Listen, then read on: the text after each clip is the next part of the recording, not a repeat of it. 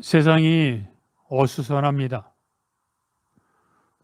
코로나19로 인해 사람들이 그들의 삶이 뒤죽박죽이 된 지 1년이 지나갔고, 그리고 앞으로도 얼마나 더 많은 고통 가운데 있어야 될지 짐작도 하지 못하는 그런 어려운 상황 가운데 있습니다.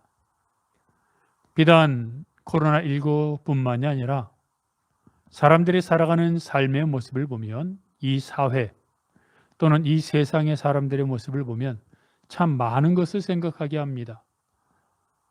곳곳에서 전쟁과 혼란과 폭동, 분열, 다툼, 이런 것들이 계속해서 일어나고 수많은 사람들이 자신의 이익을 위해 살아갑니다.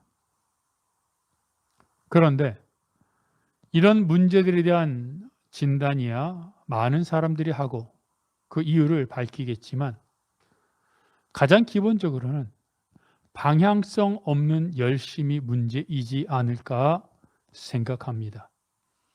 다들 열심히 삽니다. 자신이 설정해 놓은 목표를 이루기 위해 밤낮을 가리지 않고 새벽부터 밤늦게까지 최선을 다합니다. 그런데 각자가 자기가 옳다고 생각하는 또는 자기가 추구하는 방법만을 고집하며 살다 보니 서로가 서로에게 부딪히고 갈등을 일으키고 다툴 수밖에 없는 상황이 되는 것입니다. 이러할 때에 가장 현명한 방법은 처음으로 돌아가는 것입니다. 또는 내가 지금 있는 자리가 처음에 설정했던 내가 가졌던 방향과 맞는지, 아니 보다 근본적으로 내가 설정했던 방향이 맞는 방향인지 처음부터 돌아보아야 합니다. 그런 와중에, 이런 어려움 가운데 예수님께서 세상에 처음 등장하셔서 선포하신 말씀은 우리들의 마음을 다시 한번 처음으로 돌리게 하는 귀한 시금석이 됩니다. 첫 번째로 예수님은 회개하라고 선포하셨습니다. 예수님이 이 땅에 나타나셔서 가장 먼저 선포한 말씀은 회개하라는 것이었습니다. 예수님보다 먼저 나타났던 세례 요한도 똑같이 회개하라고 선포하였습니다. 마치 약속이라도 한 듯이 예수님과 세례 요한은 똑같이 회개를 선포했습니다. 그 당시 이스라엘 백성들이 얼마나 힘든 삶을 살고 있었는지 몰랐을까요? 또는 알고 있었는데도 회개하라고 선포했다면 조금은 엉뚱한 것 같은, 이치에 맞지 않는 것 같은, 상황과 어울리지 않는 선포라는 생각도 듭니다. 그 당시 이스라엘 백성들은 정치적으로 로마의 속국이었습니다. 나라 잃은 서름을 경험한 우리는 그 나라 잃은 서름과 핍박과 고난이 얼마나 큰지 알고 있기에 능히 짐작이 가고 공감이 됩니다. 더군다나 경제적으로 백성들은 하루 벌어 하루 사는 사람들이 대부분이었습니다. 그러니 그들이 얼마나 삶에 지치고 하루하루 근근히 살아가는 비참한 삶을 살고 있었을지 모든 사람들이 알고 있었을 것입니다. 그럼에도 불구하고 예수님은 등장하셔서 외쳤던 첫 일성이 회개하라는 것이었으니,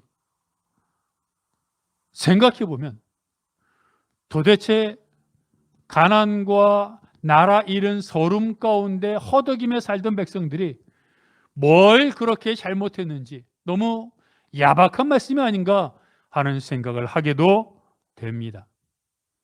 그렇다면 정말 실제로 이스라엘 백성들은 그 당시 사회에서 어떻게 살아가고 있었을까요?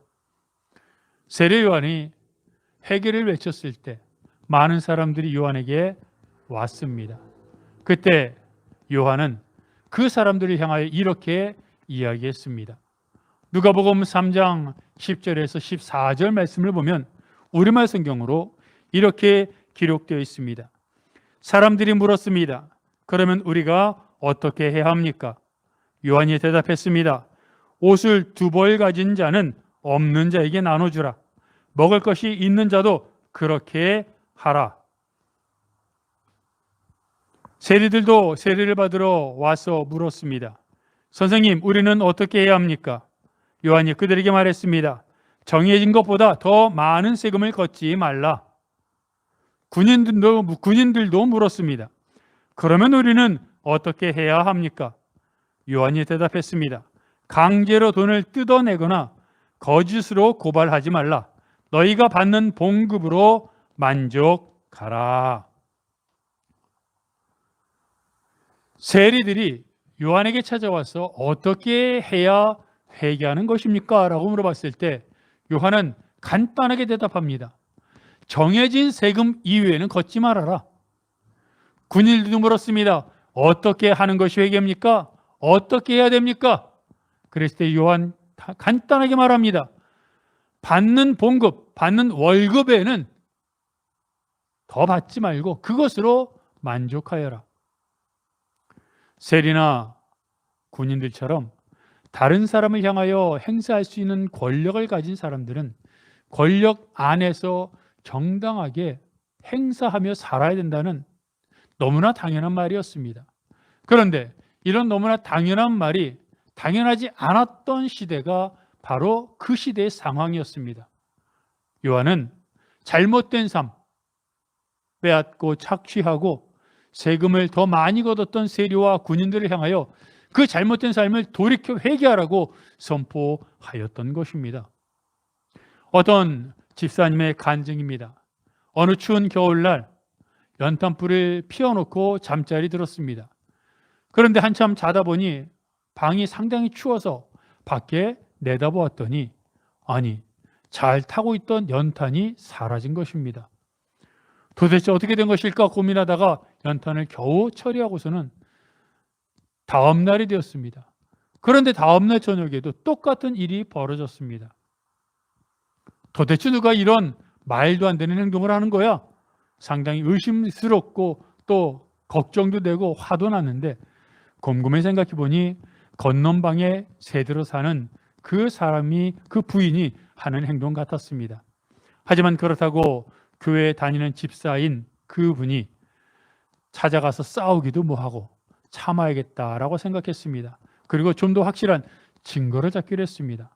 다음 날 자는 척을 하고 있다가 몰래 문을 열어보니 정말로 건넌방에 새들어 사는 부인이 연탄불을 꺼내 도망치고 있었습니다.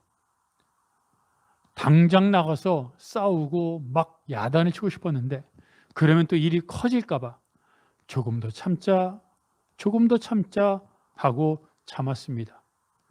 그렇게 하기를 2주가 지났습니다. 그런데 2주가 지났을 때 건넌방 새들어 사는 부인이 찾아왔습니다. 사모님, 사실은 제가 연탄불을 훔쳤습니다. 저희 남편이 사업을 하다가 부도가 났는데 점쟁이를 찾아가니까 누구랑 한판 대판 싸워야 애군이 물러가고 복이 들어온다고 해서 생각하다가 주인 댁하고 한판 싸워야겠다 생각해서 일부러 연탄불을 제가 몰래 훔쳤습니다. 그런데 웬걸 하루가 지나고 이틀이 지나고 일주일이 지나고 2주일이 지났는데도 주인이 참고 다 아는 것 같은데도 저한테 시비 걸지 않고 저한테 화를 내지 않아서 도저히 참다 못해 견디다 못해 제가 왔습니다. 죄송합니다. 잘못했습니다. 다시는 그러지 않겠습니다. 그러자 주인 집사님은 그 건넌방 새들어 사는 부인에게 점쟁이 말을 믿었어야 되겠느냐 하며 그분을 전도했고 그 가정이 온전히 구원을 받게 되었다는 간증이었습니다. 이게 회개입니다. 회개는 자신이 잘못한 행동을 뉘우치고 깨닫는 것으로 만족하지 않습니다. 그것은 회개가 아닙니다. 회개는 자신이 잘못한 사실을 깨닫고 돌아서 걸어 나오는 것입니다. 행동으로 이어지는 것입니다. 그렇기 때문에 요한이 세리와 군인들을 향하여 세금을 더 많이 걷고 사람들을 착복하고 사람들을 빼앗는 것 잘못했으니 회개하라고 하는 것 너무나 당연합니다. 누구도 이의를 제기하지 않을 것입니다. 그런데 우리가 지금 읽은 말씀에는 또 하나가 있습니다. 무리들이 어떻게 해야 합니까? 라고 말했을 때 요한은 뭐라고 말합니까? 두 벌 옷 가진 사람은 가난한 자에게, 옷 없는 자에게 한 벌을 주고 먹을 것도 그렇게 하라라고 말합니다. 여러분, 이 문맥의 의미를 잘 이해해야 합니다. 되도록이면 그렇게 살아라, 권면하고 또는 착한 일 좀 하면서 살아라, 타이르거나 하는 것이라면 그래, 그렇게 해야지 라고 고개를 끄덕일 수 있습니다. 하지만 지금 요한은 회개를 선포하고 있습니다. 이렇게 살지 못한 사람들은 회개하라고 말하고 있는 것입니다. 다시 말하면 두 벌옷을 갖고 있는데 한 벌옷을 가난한 사람에게 주지 않은 사람, 먹을 것이 여유가 있는데 먹지 못하는 사람에게 주지 않은 사람은 회개하라고 선포하고 있는 것입니다. 이런 말을 들으면 왠지 억울하지 않습니까? 흔히 말하길 내 돈 내산이라는 말을 하기도 합니다. 무슨 말입니까? 내 돈 주고 내가 샀다는 말입니다. 열심히 공부했습니다. 열심히 일했습니다. 밤낮 자지 않고 쉬지 않고 일했습니다. 그래서 내가 이런 대가로 소득을 얻었고 그 소득으로 내가 원하는 물건을 샀고 내가 원하는 옷, 내가 원하는 음식, 내가 원하는 삶을 살고 있습니다. 그런데 그것을 가난한 자들에게 나눠주라고, 그리고 그렇게 하라는 것을 회개하라는 말 다음에 넣은 것은 뭔가 내 것을 강탈당하는 것 같은 그런 느낌이 들지 않습니까? 왜 이렇게 해야 합니까? 왜 내 것을 내 것인데 내 마음대로 줄 수도 있고 안 줄 수도 있고 많이 줄 수도 있고 적게 줄 수도 있고 내가 하고 싶은 대로 해야 되는데 왜 요한은 회개하라고 선포하고 나서 옷 두 벌 있는 자는 한 벌을 주고 먹을 것이 여유가 있으면 가난한 자에게 나눠주라고 이야기하고 있는 것일까요? 왜? 도대체 왜 그렇게 말합니까? 사도 바울은 빌립보서 2장 5절에서 이렇게 말을 합니다. 너희 안에 이 마음을 품으라. 곧 그리스도 예수의 마음이니. 바울이 그리스도인들을 향하여 마음을 품으라고 한 그리스도 예수의 마음은 어떤 마음이었습니까? 하나님의 본체이시지만 하나님과 동등됨을 취할 것을 여기지 아니하시고 사람의 모양으로 나타나셨고 그리고 고난받으시고 결국에는 십자가에 달려 돌아가신 예수 그리스도의 낮아진 마음을 이야기하는 겁니다. 하나님이, 창조주이신 하나님이 피조물인 사람이 되었습니다. 죄가 없으신 의로우신 빛이신 예수 그리스도가 죄인이 되었습니다. 그리고 죄인인 사람의 모습으로 죄를 대신 지고 죽었습니다. 바울이 그리스도인들을 향하여 이 마음을 품으라고 한 것은 예수 그리스도의 대속으로 인하여 죽음, 보혈, 십자가 사건과 부활로 인하여 우리의 삶이 변화되었기 때문입니다. 바울이 말한 것처럼 예수 그리스도를 믿음으로 말미암아 어둠에서 빛으로 바뀌었습니다. 우리의 존재가 바뀌었습니다. 우리의 실체가 바뀌었습니다. 우리의 모든 삶의 근본적인 자체가 바뀌었습니다. 죽을 수밖에 없는 상황에서 영생을 얻게 되었고 그것뿐만 아니라 이 땅을 살아가는 동안 하나님이 날마다 우리와 동행하시며 우리를 지키시고 인도하신다고 말씀하고 있습니다. 그래서 바울은 말하고 있는 것입니다. 이것을 우리의 또 다른 출발점으로 삼으라고 선포하고 있는 것입니다. 하나님이 우리를 사랑하셔서 우리에게 은혜를 베푸시고 예수 그리스도를 보내주심으로 말미암아 우리는 죽음에서 사망에서 생명으로 옮겨졌고 어둠에서 빛으로 변화되었습니다. 그러니 이런 삶, 새로운 삶, 영원한 삶을, 영원한 생명을 약속받은 그런 은혜의 감격을 갖고 다시 살라는 겁니다. 다시 계획을 짜라는 것입니다. 다시 이 땅에 소망을 갖지 않고 하나님께 소망을 두라고 하는 것입니다. 그런데 이스라엘 백성들은 어떻게 살았습니까? 세리는 정해진 세금보다 더 많이 거두어 자기 배를 착복시켰고, 또 군인들은 자신의 권력을 갖고 사람들을 때리고 폭행하고 착취하여 자신의 이익을 취했습니다. 사람들은 자신의 것을 움켜잡고 다른 사람에게 베풀려고 하지 않았고, 모든 이들은 그렇게 해서라도 암울한 시대에, 미래를 알 수 없는 시대에 그 방법만이 재산을 불리고 내 것을 지키는 방법이라고 믿었습니다. 하나님이 예수 그리스도를 이 땅에 보내주셔서 우리로 하여금 영원한 생명을 얻게 하신 하나님이 우리에게 원하시는 삶은 무엇이었습니까? 자신의 갖고 있는 권리를 갖고 정당하게 그 권한 범위 안에서 사용하는 것이었습니다. 이웃을 사랑하여 굶주리는 사람이 있으면 먹을 것을 대접하고, 헐벗은 사람이 있으면, 추위에 떨고 있는 사람이 있으면 내가 가진 것을 나눠줘 그를 두텁게 하고 춥지 않도록 만들어주는 것. 지나가면서 따뜻해라, 배불러라, 용기를 가져라 말만 하는 것이 아니라 그들의 용기를 가질 수 있도록, 그들이 실제로 배부를 수 있도록, 그들이 춥지 않을 수 있도록 음식을 대접하고 옷을 제공해주고 그들에게 또 다른 용기의 단초를 제공하는 삶을 사는 것, 그것이 하나님이 영생을 약속받은 우리 그리스도인들에게 원하셨던 마음이었던 것입니다. 예수님이 회개하라고 선포했던 백성들은 이스라엘 사람들이었습니다. 그들은 이미 하나님께 구원받았다고 믿었던 사람들이었습니다. 그 은혜를 알고 있다면, 이미 구원받았다고 믿는다면 그들의 삶은 달라야 하지 않았겠습니까? 그런데 그들은 구원은 구원이고 또 이 세상에 살면서 어떻게든 더 모으려고 악착같이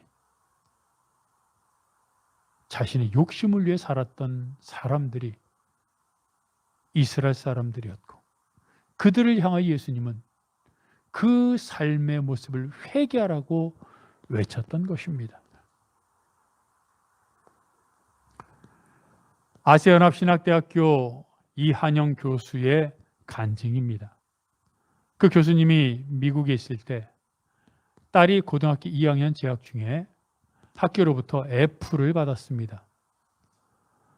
딸이 F를 받으니까 너무 놀라서 담임 선생님에게 이메일을 보냈습니다. 이 성적 잘못된 거 아닙니까? 즉각적으로 답이 왔는데 그 성적이 맞습니다 하는 것이었습니다. 너무 놀랐습니다.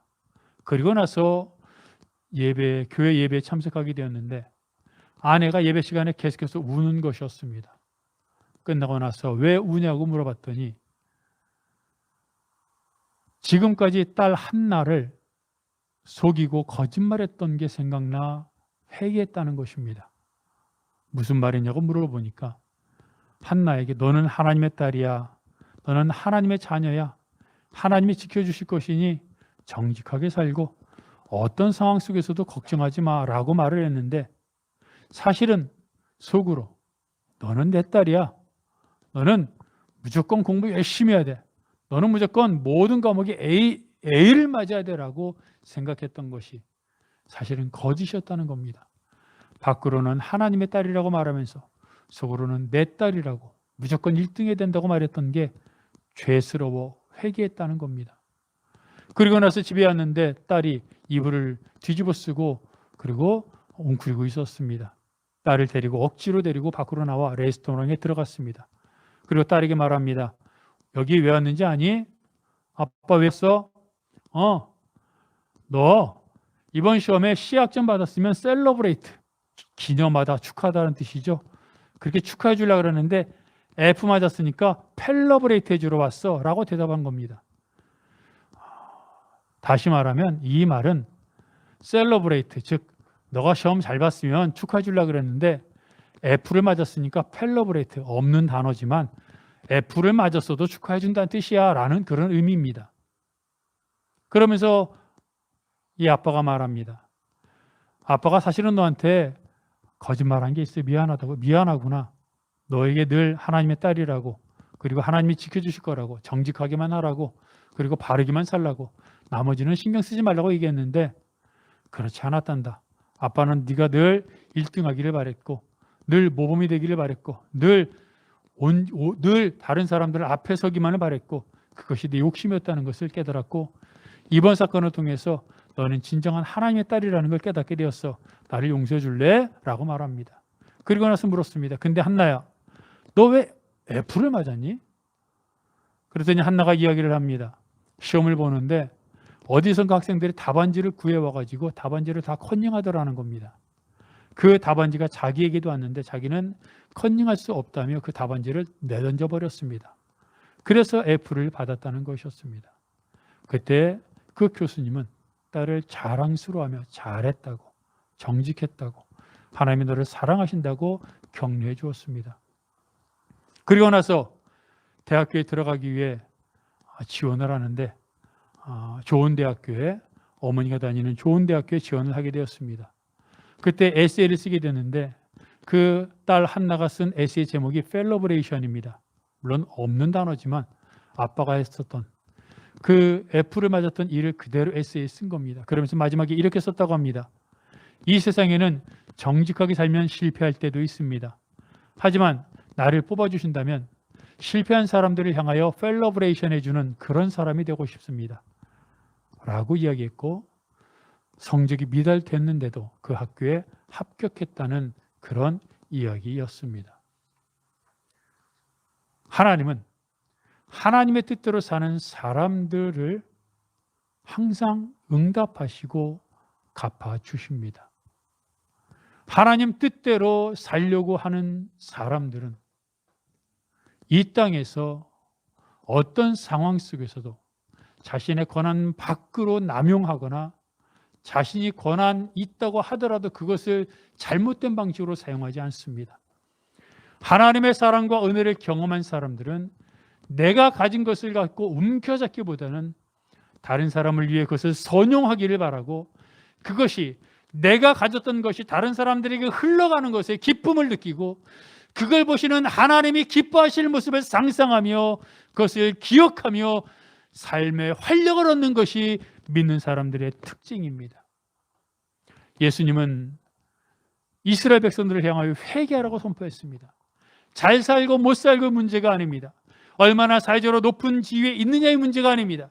내가 지금 있는 자리에서 내가 하나님이 원하시는 믿음의 삶을 살고 있느냐, 하나님이 나에게 원하셨던 삶으로 걸어가고 있느냐, 내가 나의 것을 가지고 선용하고 있느냐, 내가 내 인생이 나의 것이라고 생각을 하느냐라고 묻는 겁니다. 그리스도인들은 내 인생이 하나님의 것이라고 고백한 사람들입니다. 그런데 내 인생이 하나님의 것이라고 고백하면서 내 인생을 내 것이라고 사는 그런 사람들이라면 뭔가 잘못된 것 아니겠습니까?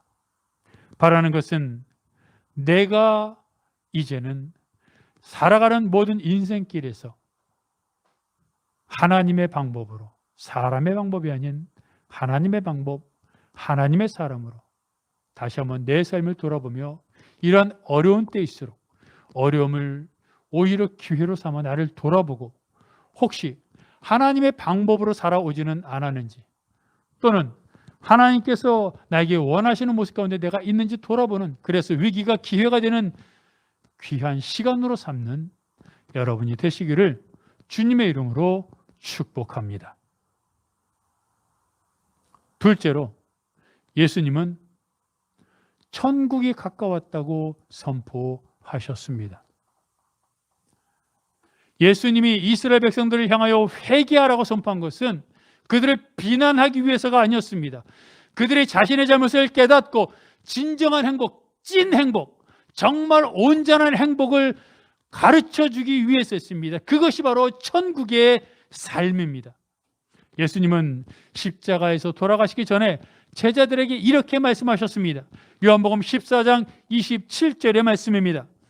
평안을 너희에게 끼치노니 곧 나의 평안을 너희에게 주노라. 내가 너희에게 주는 것은 세상이 주는 것과 같지 아니하니라. 너희는 마음에 근심하지도 말고 두려워하지도 말라. 십자가를 지실 예수님을 위로하기 위해 제자들이 한 말이 아닙니다. 오히려 남아있을 제자들에게 십자가를 지실 예수님이 평안을 전하고 있습니다. 도대체 죽음을 목전에 둔 사람이 이렇게 평안할 수가 있습니까? 바울과 실라는 선교 여행을 하다가 필리포에서 억울한 누명을 쓰고 심한 채찍질을 받았습니다. 그리고 지하 감옥에 내동댕이 쳐졌습니다. 그때 바울과 실라는 지하 감옥에 내던져진 후에 하나님을 찬미하고 기도했습니다. 누명, 고문으로 인한 채찍질로 인한 심한 고통보다 하나님을 찬양하는 기쁨이 더 컸던 바울과 실라. 어떻게 이런 기쁨이 있을 수 있습니까? 베드로는 헤롯 왕에 의해 체포되어 감옥에 갇혔습니다. 그리고 다음날 사형이 집행되기로 예정되어 있었습니다. 사형 집행 전날 베드로는 쇠사슬에 매인 상태로 편안하게 잠을 잡니다. 흔히 하는 말로 코를 골면서 잔 겁니다. 사람들이 하나같이 죽지 않으려고 애를 쓰는데 죽음을 앞에 둔 베드로가 어떻게 어떤 평안이 있었길래 마치 아무 일도 없다는 듯이 깊은 숙면을 취할 수 있습니까? 네덜란드의 전도자인 코리텐붐 여사가 있습니다. 코리텐붐 여사는 나치 수용소에서 40일 동안 독방에 감금되어 있었던 적이 있습니다. 거기서 말하는 독방은 지금처럼 단지 조금은 걸어 다닐 수 있는, 조금은 여유로운 공간에 혼자 있는 것을 말하는 것이 아니라 쪼그리고 앉아 있는 상태만 허용되는 공간입니다. 몸을 움직일 수 없습니다. 쪼그리고 앉아 있어야 됩니다. 24시간 그렇게 앉아 있어야 되고 배설물도 그곳에서 다 처리해야 됩니다. 그렇게 40일을 독방에 갇혀 있었습니다. 저는 이 글을 보면서 상상만 해도 몸이 오그라드는 걸 느꼈습니다. 잠시만 고정을 해도 몸이 뒤틀리고 몸의 근육이 마비가 되고 경직이 일어나는데 앉은 상태로 움직이지도 못하고 고개도 돌리지 못하는 그런 상태로 하루 24시간 40일 동안 독방에 갇혀 있다는 건 상상만 해도 끔찍합니다. 코리텐붐 여사는 그런 독방에 갇혔을 때 점점 자신의 믿음이 약해지는 걸 느꼈습니다. 견디기 힘들었습니다. 뛰쳐나가고 싶었고 소리치고 싶었습니다. 그래서 하나님께 기도합니다. 하나님 살려주세요. 더 이상 못 견디겠어요. 제 믿음도 없습니다. 견딜 수 없습니다. 어떻게 좀 해주세요. 근데 바로 그때 코리 여사 바로 앞에 발 밑에 개미 한 마리가 지나가는 것이었습니다. 개미가 지나가다가 물이 있는 것을 보고 물 옆으로 기어가더니 벽에 난 조그만 틈으로 빠져나가는 것이 보였습니다. 그리고 그때 하나님의 음성이 들렸습니다. 코리야, 개미가 보이니? 개미가 어떻게 하고 있니? 예, 하나님. 물덩이를 피해 벽에 난 틈으로 피하고 있어요. 코리야, 너는 너가 피할 수 없다고 말했고 견딜 수 없다고 말했지. 내가 너의 피난처란다. 나를 바라보아라. 이제 내가 너를 피하게 해주겠다. 코리 여사는 하나님의 음성을 듣고 하나님께 기도하기 시작했습니다. 하나님, 개미가 물을 피해 벽에 난 틈으로 피했던 것처럼 이제 나도 하나님께 피합니다. 하나님, 나에게 은혜를 베풀어 주옵소서. 하나님, 나를 구원해 주옵소서. 그때 코리 여사 마음속에 하나님의 임재가 가득하기 시작했습니다. 마음 가운데 평안이 일어났고 고통이 아닌 담대함과 기쁨과 행복이 가득 차오르기 시작했습니다. 하루하루가 기쁨이었고 하루하루가 행복이었으며 하나님의 임재였습니다. 그렇게 40일이 지나고 독일 간수들은 정신병자가 되어 나올 것이라고 생각했던 코리 여사가 멀쩡하게 오히려 더 혈색이 좋아지고 웃는 모습으로 나오는 모습을 보고 놀랐다고 합니다. 이것이 천국입니다. 사람들은 더 많이 모아야 행복할 것이라고 생각합니다. 사람들은 더 높은 곳에 올라가야 행복할 것이라고 생각합니다. 사람들은 공부를 잘해야 더 행복할 것이라고 생각합니다. 그래서 행복은 성적순이 아니잖아요 라는 영화가 나왔을 정도입니다. 그런데 역설적으로 그런 영화가 나왔다는 말은 사람들은 행복은 성적순이라고 믿는다는 것을 반증하는 것 아니겠습니까? 그런데 여러분, 더 많이 모으고 더 높은 곳에 올라가면 좀 더 안락하고 좀 더 편한 그런 삶을 살 수 있을지는 모르겠지만 그것이 행복은 아닙니다. 행복은 소유에 있지 않고 마음의 평안입니다. 마음의 상태입니다. 그리고 진정한 행복, 진정한 마음의 평안은 나의 가장 기본으로 돌아갈 때 나타나고 경험되는 것입니다. 그것은 나를 지으신, 나를 자녀 삼아주신 만군의 여호와 하나님께 돌아가고 만군의 하나님 여호와를 경험할 때 나에게 주어지는 하나님의 은혜가 행복이고 평안이고 기쁨입니다. 근데 사람들이 그것을 모르고 소유해야, 올라가야 행복할 것이라고 착각합니다. 예수님을 찾아왔던 부자 청년도 마찬가지였습니다. 예수님이 그를 향하여 모든 재물을 다 팔아 가난한 자들에게 주라고 했습니다.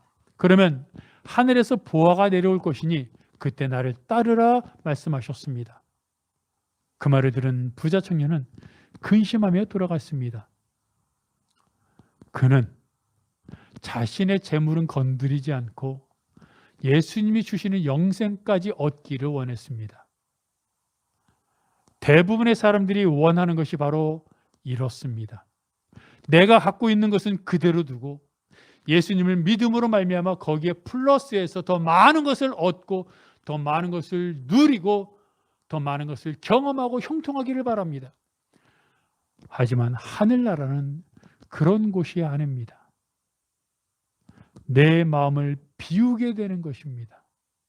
하나님의 은혜를 경험할 때 내가 얼마나 하나님으로부터 많은 것을 얻었는지, 내가 약속받은 영생이 얼마나 큰지, 그리고 내가 날마다 경험하면서 날마다 숨쉬는 순간마다 내 안에 나와 동행하시며 내 감정, 내 고민, 내 스트레스, 나의 한숨소리, 머릿속에서 움직이는 나의 모든 생각까지도 지금 이 순간 나와 함께 공유하고 나를 위로하시고 내가 내뱉는 그 탄식조차도 함께 나에게 위로하시고 동의하시고 격려하시는 하나님을 경험한 사람은 이 세상의 것에 대한 끈을 놔버립니다.